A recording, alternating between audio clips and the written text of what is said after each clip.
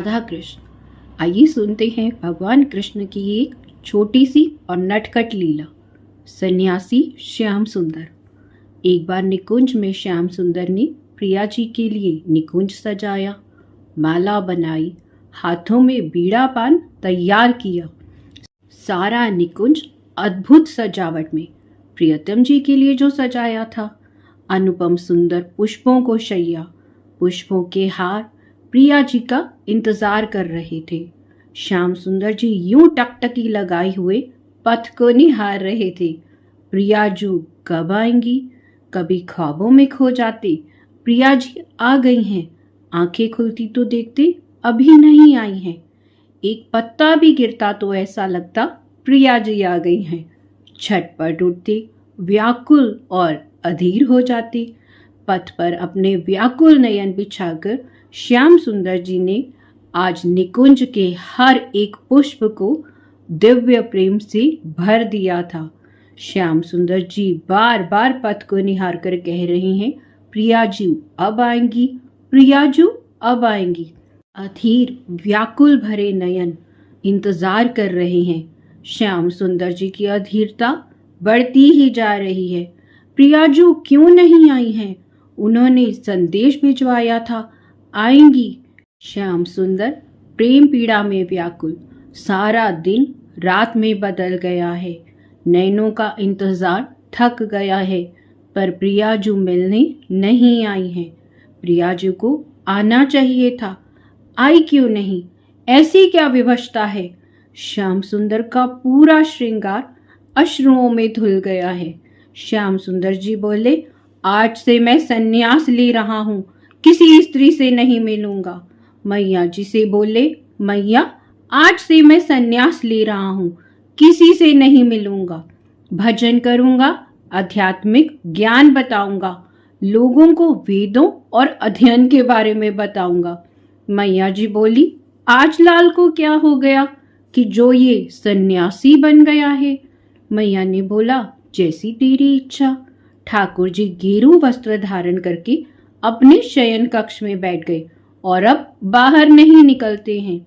जब राधा रानी को पता चला श्याम सुंदर जी ने संन्यास ले लिया है तो बहुत चिंतित हुई। अब क्या होगा, कैसे मिल पाएंगे?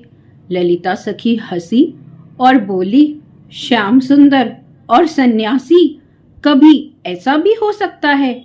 ललिता जी बोली, प्रिया जी मेरे साथ चलो, मैं आपको आपके सन्यासी श्याम सुंदर से मिलवा के लाती हूँ। ललिता जी और राधा रानी दोनों सन्यासी का रूप धारण करके नंद भवन के द्वार पर गई और भिक्षा मांगने लगी। भिक्षाम देही, भिक्षाम देही। द्वार पर खड़े खड़े बार बार यही पुकार रही हैं। यशोदा मैया घर से बाहर आई, देखा आज कौन भिक्षा मांगने आया है द्वार पर। देखा तो दो बहुत ही सुंदर मधुर रूप के सन्यासी द्वार पर खड़े हैं। मैया ने उनकी रूप सुधा को देखकर मुग्ध हो गई हैं। मैया ने पूछा, क्या भिक्षा चाहिए? जो इच्छा हो बताओ, मैं पूरी कर दूंगी।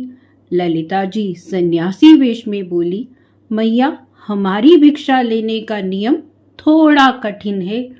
हम तो तभी भिक्षा लेते हैं जब इस घर में अगर कोई सन्यासी होगा, अन्यथा हमें आज भूखा ही रहना होगा। मैया बोली, इतना कठोर नियम? मैया ने सोचा, मेरे घर में तो कोई सन्यासी नहीं है, इन्हें भिक्षा कैसे दूं? तभी उन्हें याद आया, आज सुबह सुबह कान्हा ने ही तो सन्यास लिया है, वही तो सन्यासी बना है, क्यों ना मैं उसे ही बुलाकर इन्हें भिक्षा दे दूं। कान्हा से बोली, देखो अपने द्वार पर दो दिव्य सन्यासी आए हैं, उनका बहुत ही कठोर नियम है। कहते हैं जिस घर में सन्यासी होगा उसी घर से भिक्षा लेंगी, अन्यथा भूखी ही रहेंगी। श्याम सुंदर जी ने कहा, अच्छा देखो तो सही, ऐसे कौन से दो दिव्य सन्यासी आए हैं? श्याम सुंदर भिक्षा लेकर द्वार पे गए, देखा तो प्रिया जी और ललिता जी सन्यासी वेश में द्वार पर खड़ी हैं। प्रिया जी को देखते ही प्रसन्नचित हो गए। भूल गए कि मैंने संन्यास लिया है। रोम रोम पुलकित हो गया। मैया से बोले, ये सन्यासी परम दिव्य हैं। इनके आगमन से तो नंद भवन पावन हो गया है। इनके आशीर्वाद और ज्ञान से मेरा परम कल्याण होगा। आपकी आज्ञा हो तो इनसे ज्ञान प्राप्त करने के लिए, इनकी सेवा करने के लिए क्या थोड़ी देर के लिए इनको अपने कक्ष में ले जाऊं? मैया बोली, सही कह रहा है श्याम। इनकी सेवा कर, इन्हें भोजन खिला, इनके चरण दबा। तुझे दिव्य प्रेम का अनुभव होगा, दिव्य ज्ञान प्राप्त होगा। प्रिया प्रीतम मिलते मिलते हृदय से लगते हैं।